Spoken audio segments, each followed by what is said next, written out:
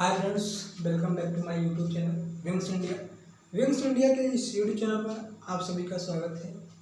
यहाँ पे आपको BSc first semester physics lecture number 2, इसके पहले का लेक्चर नंबर 1, जिसके बारे में बताया गया था मैथमेटिकल फिजिक्स। और दो बुक होता है, एक होता है मैथमेटिकल फिजिक्स, एक होता है Newtonian mechanics and wave motion. इसमें हमने पहला बुक जिसमें था मैथमेटिकल फिजिक्स, उसके बारे में बताया गया था, जिसमें वो पहला इसमें 4 यूनिट होता है। इसमें से पहला unit vector algebra. Vector algebra के बारे में बताया गया था। उसमें पहला था वेक्टर। वेक्टर क्या होता है और वेक्टर के कितने प्रकार होते हैं, टाइप्स ऑफ वेक्टर। इसमें बताया गया था वेक्टर 10 प्रकार के होते हैं। अगर आप पहला लेक्चर नहीं देखे हैं तो आप जाके पहला वीडियो देख लीजिए, उससे आपको बेटर समझ में आएगा। इसमें हमने 5 प्रकार के वेक्टर, 5वां वेक्टर था लाइक एंड अनलाइक वेक्टर, वहाँ तक डिस्कस हो गया था। आगे उसके देखते हैं। 6 नंबर है आपका, नंबर 6 को प्लेनर वेक्टर। क्या है coplanar vector? Coplanar vector क्या होता है? तो देखिए, coplanar vector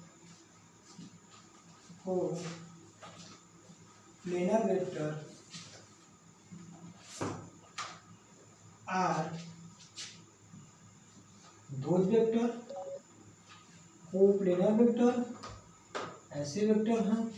coplanar vector are those vector which lies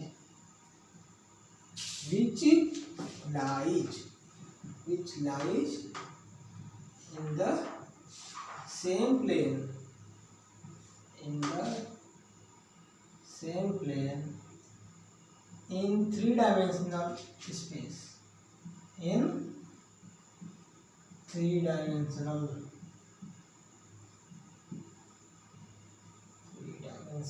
space।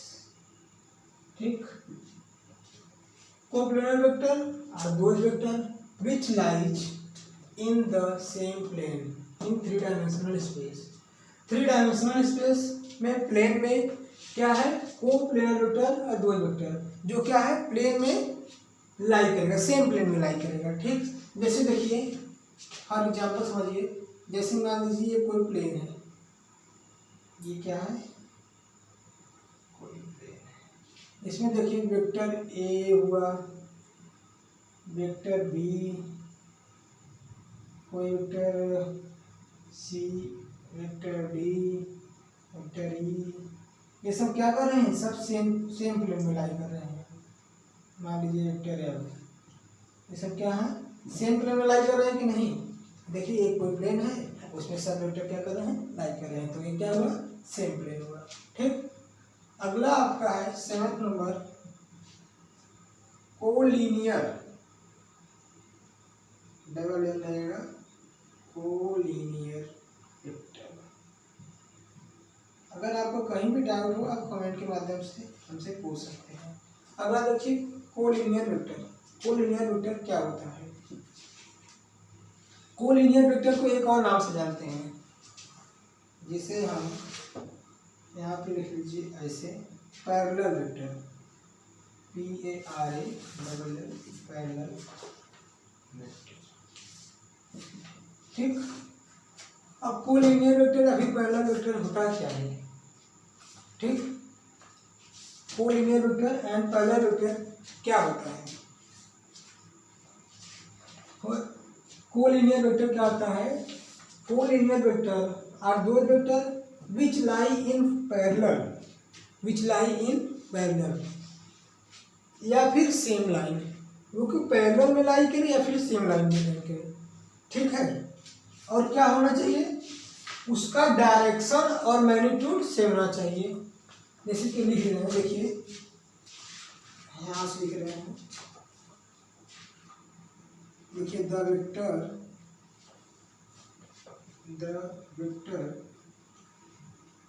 which lies in parallel are same line, parallel are same line।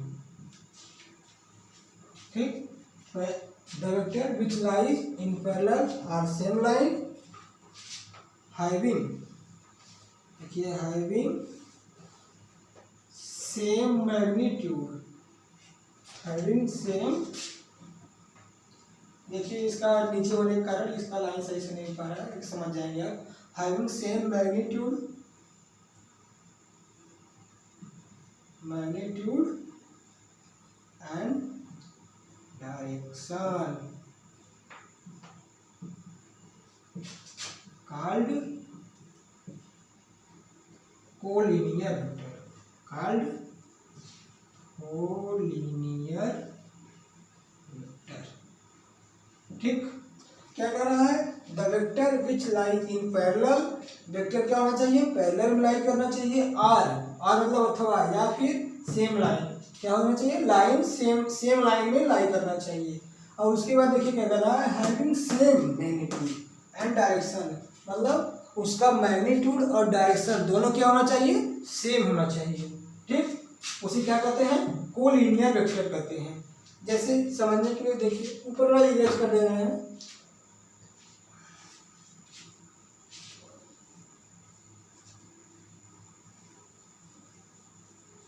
देखिए जैसे मान लीजिए कोई पहला लाइन हो गया यहाँ पे, अब देखिए यहाँ पे वेक्टर ए है और वेक्टर ए बी है, यहाँ देखिए पहला लाइन ही, दोनों क्या आ रहा है,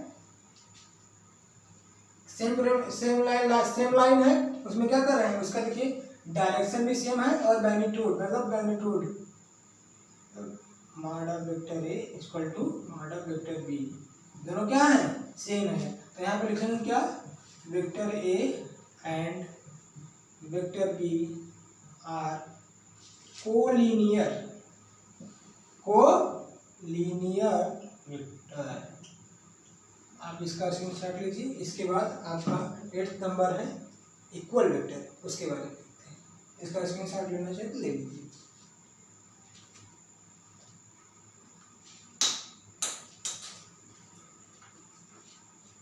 ठीक, आइए देखते हैं इक्वल वेक्टर।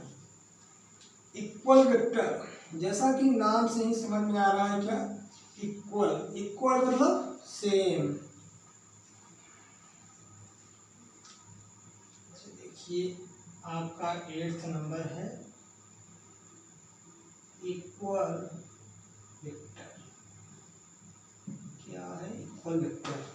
देखिए जैसे जैसा नाम से समझ में आ रहा है, इक्वल वेक्टर मतलब सेम। ऐसा वेक्टर क्या है, ऐसा वेक्टर जिसका डायरेक्शन और मैग्नीट्यूड दोनों क्या हो, सेम हो, उसी का कहेंगे इक्वल वेक्टर। और उसका इनिशियल पॉइंट या फिर स्टार्टिंग पॉइंट चाहे जो हो, उससे हमसे मतलब नहीं है। इसमें सिर्फ यही कॉन्सेप्ट है कि इसका डायरेक्शन और मैग्नीट्यूड दोनों सेम होना चाहिए।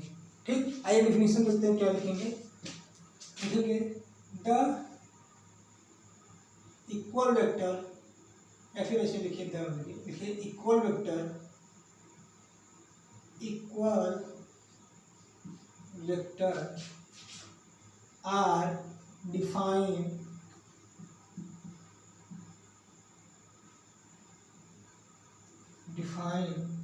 as are defined as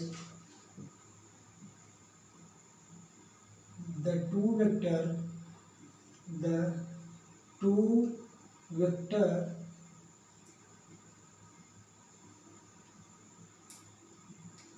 having same magnitude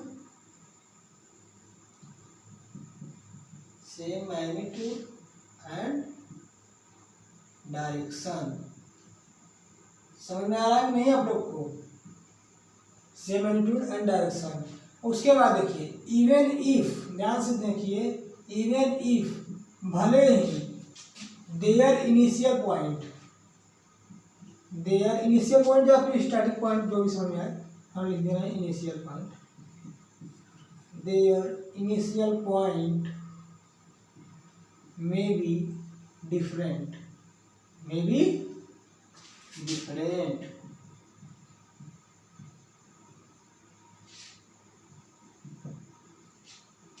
क्या कर रहे हैं, equal vector are defined as, equal vector ऐसे डिफाइन होता है कि the two vector having same magnitude and direction, दो वेक्टर जिसका मैग्नीट्यूड और डायरेक्शन सेम होना चाहिए। जैसे कि हमने पहले ही बता दिया, इक्वल नाम से ही समझ में आ रहा है, इक्वल मतलब सेम। ऐसा ऐसा वेक्टर जिसका मैग्नीट्यूड और डायरेक्शन दोनों क्या हो, सेम हो, लेकिन उसका इनिशियल पॉइंट जो है वो जाए जहाँ से, उससे हमसे कोई मतलब नहीं है। ठीक, इसका मेन कॉन्सेप्ट है कि डायरेक्शन और मैग्नीट्यूड दोनों क्या होना चाहिए, सेम होना चाहिए। फॉर एग्जाम्पल समझिए, जैसे मान लेते हैं कोई वेक्टर क्या है, वेक्टर ए है और ये वेक्टर बी है ना, वेक्टर ए और ये वेक्टर बी, और इसका मैग्नीट्यूड क्या होना चाहिए, same, vector A is vector B, दोनों का मैग्नीट्यूड सेम। देखिए डायरेक्शन ये भी इसका इस तरफ है, इसका भी डायरेक्शन इस तरफ है, मैग्नीट्यूड भी क्या है, सेम है। लेकिन एक बार और देखिए, इसका इनिशियल पॉइंट यहाँ है, इसका इनिशियल पॉइंट यहाँ है, इन दोनों का इनिशियल पॉइंट क्या है, डिफरेंट है। तो हमको उससे मतलब नहीं है, सिर्फ डायरेक्शन देखेंगे और मैग्नीट्यूड। देखिए दोनों का डायरेक्शन सेम है और मैग्नीट्यूड भी सेम है, इसलिए क्या हुआ, इक्वल वेक्टर। ठीक, इसके बाद है आपका 9th नंबर है डिस्प्लेसमेंट वेक्टर। डिस्प्लेसमेंट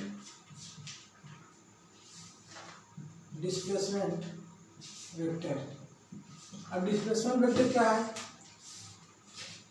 मान लेते हैं कोई वेक्टर ए और बी है, ठीक है, उसको रिप्रेजेंट करेंगे डिस्प्लेसमेंट वेक्टर की तरह।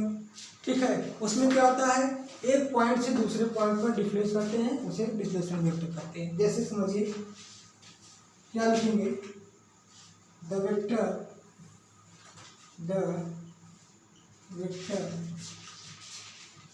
A B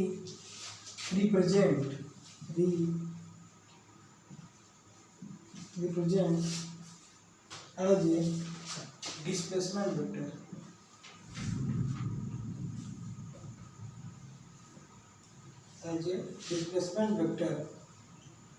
as a displacement vector, फिर उसके बाद क्या कर रहा है, the vector A B represent as a displacement vector, vector A B को क्या कर रहे हैं, डिस्प्लेसमेंट वेक्टर की तरह रिप्रेजेंट कर रहे हैं। ठीक, अब क्या कर रहा है, इफ ए पॉइंट, क्या कर रहा है, इफ ए पॉइंट, यदि ए पॉइंट है, कोई एक पॉइंट इज डिस्प्लेस्ड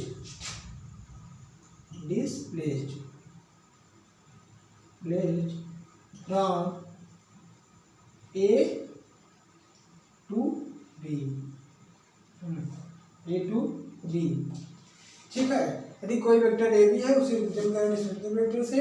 यदि a point is displaced from A to B, यदि कोई पॉइंट ए से बी जा रहा है, मान लीजिए, जैसे कि फॉर एग्जाम्पल समझिए और डिफिनीशन लिखिए, और याद रखिए डिफिनीशन जो भी बताया जा रहा है उसको अच्छे से समझिए, क्योंकि एग्जाम में इससे रिलेटेड आपका क्वेश्चन आएगा। ठीक, ध्यान से एक एक वर्ड को क्या कर रहे हैं और इसका डिफिनीशन कैसा है, एग्जाम्पल कैसे है, उसको अच्छे से समझते रहिए। जैसे देखिए, मान लेते हैं यहाँ पे कोई पॉइंट ए है, मान लेते हैं यहाँ पे कोई ए है, यहाँ पे पॉइंट बी है ना। अब ध्यान देखिए, अगर हम पॉइंट ए को पुश करेंगे, मतलब धक्का देंगे, तो क्या करेगा, पॉइंट बी की तरफ पहुँचेगा कि नहीं। अगर हम इसकी तरफ इस तरह से धक्का दे रहे हैं, पुश कर रहे हैं, तो पॉइंट बी की तरफ पहुँचेगा। और जब इन दोनों का वेक्टर क्या होगा, इन दोनों का क्या होगा वेक्टर, यहाँ ए है यहाँ बी है, इन दोनों का वेक्टर क्या होगा, ए बी ना।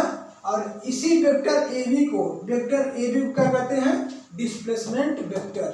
ठीक, डिस्प्लेस मतलब उसको डिस्प्लेस किए हैं। ठीक, इन्हीं वेक्टर ए बी को ही क्या कहेंगे, डिस्प्लेसमेंट वेक्टर। ठीक है, आप इसका स्क्रीनशॉट लीजिए। और लास्ट है आपका नेगेटिव वेक्टर। ठीक, स्क्रीनशॉट लीजिए। ठीक, आपका लास्ट है नेगेटिव वेक्टर। कि नेगेटिव वेक्टर क्या होता है।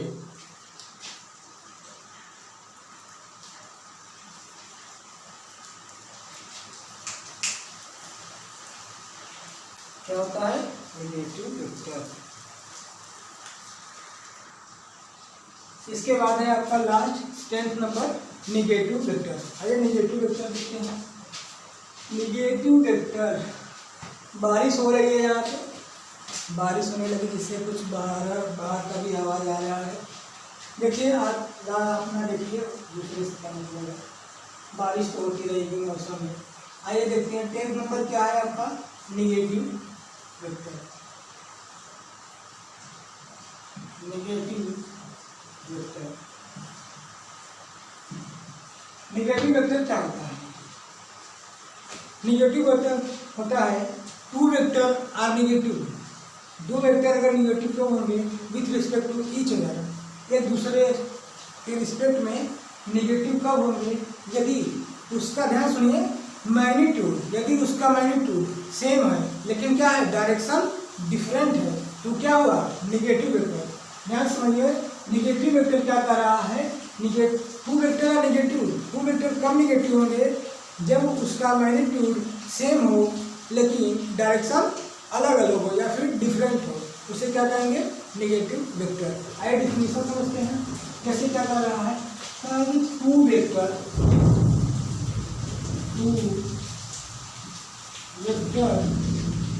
Are negative with respect to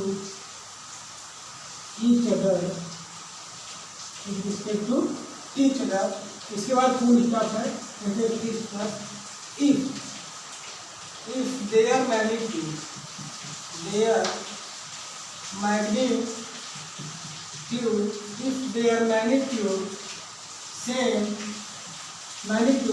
same but having different, क्या डिफरेंट होना चाहिए, हैविंग डिफरेंट डायरेक्शन उसका क्या होना चाहिए, डिफरेंट होना चाहिए, अलग अलग होना चाहिए। कामा लगाइए, कॉल्ड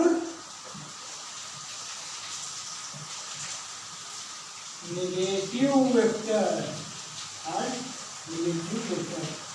ठीक, इतना समझ आ गया। आइए एग्जाम्पल समझ सकते हैं। क्या कर रहा है कि मान लीजिए कोई वेक्टर ए है और कोई वेक्टर बी है, इन दोनों का मैग्नीट्यूड, मतलब मार देंगे, मैग्नीट्यूड क्या होना चाहिए, सेम होना चाहिए। और वेक्टर ए का डायरेक्शन देखिए इधर है और वेक्टर बी का डायरेक्शन इधर है। ये वेक्टर ए डायरेक्शन इधर, वेक्टर बी डायरेक्शन इधर। यहाँ देखिए डायरेक्शन दोनों का क्या है, अपोजिट है कि नहीं, इसका डायरेक्शन इधर, इसका डायरेक्शन इधर, वेक्टर ए और वेक्टर बी अपोजिट डायरेक्शन में। According to negative vector magnitude क्या होना चाहिए, सेम होना चाहिए, और डायरेक्शन क्या होना चाहिए, डिफरेंट होना चाहिए। ऐसे क्या कहते हैं, नेगेटिव वेक्टर। ठीक, इतना आप लोगों को समझ में आ गया। अभी बारिश हो रहा है तो आज के लिए इतना ही। अगले लेक्चर में आपको बताया जाएगा लॉ ऑफ एडिशन। एडिशन की कौन कौन सी लॉ है, एडिशन के मेनली दो लॉ है, उसके बारे में लेक्चर नंबर 3 में डिस्कस किया जाएगा। आप लोग इस वीडियो को ध्यान से अच्छे से समझते हुए, यहाँ पर कॉन्टिन्यूसली वीडियो अपलोड होते हैं, चाहे वो फिजिक्स के, केमिस्ट्री, जूलॉजी, बॉटनी, ये सब सभी की वीडियो अपलोड होते रहेंगे। कंटिन्यू रोज के रोज वीडियो अपलोड होते रहेंगे, इसलिए आप लोग ध्यान से पढ़िए, अच्छे से पढ़िए और अपने फ्यूचर पे फोकस करिए। ठीक, thank you very much for watching this video. अगर आपको वीडियो अच्छा लगा तो चैनल को लाइक और शेयर करें। Thank you very much.